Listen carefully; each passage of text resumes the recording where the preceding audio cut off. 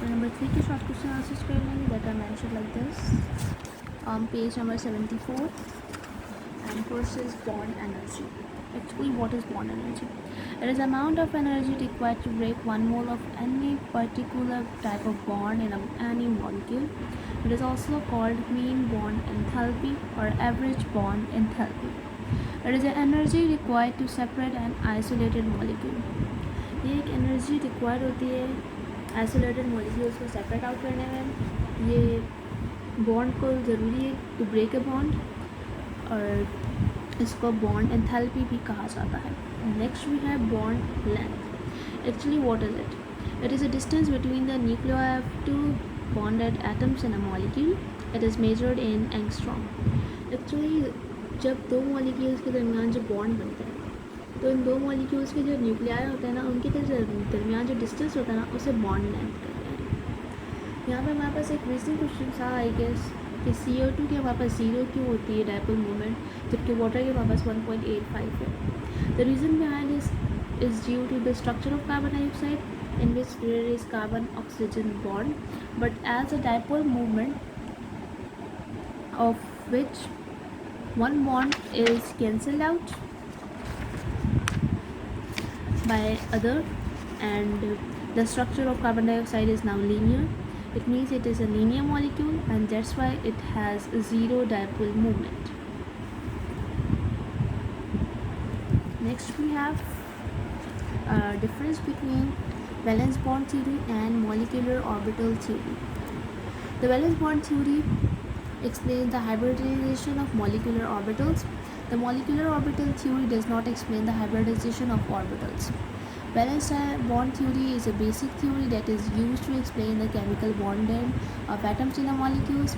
Molecular orbital theory explains the chemical bonding of a molecule using hypothetical molecular orbitals.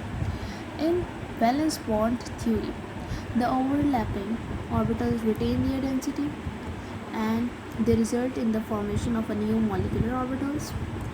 In valence bond theory, magnetic behavior of species like O2 N2 is not explained.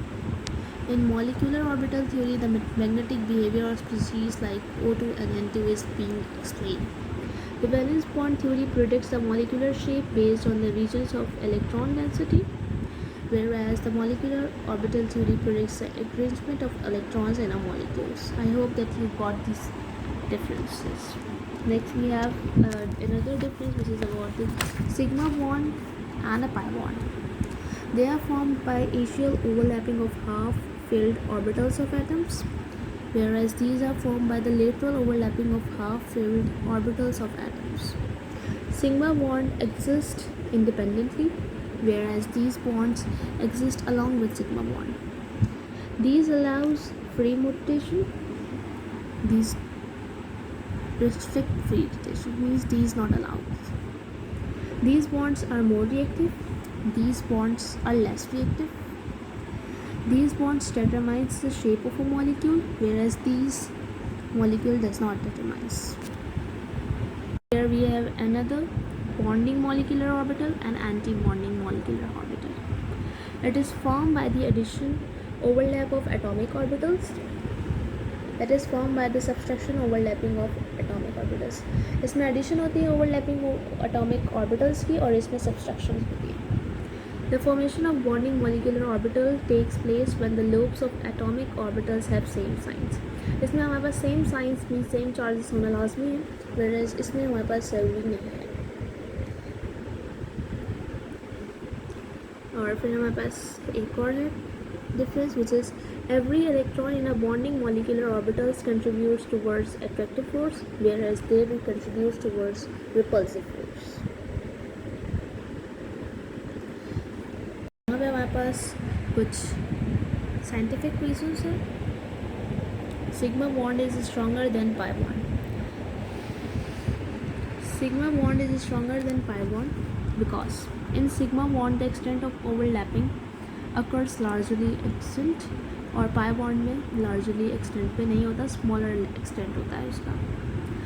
And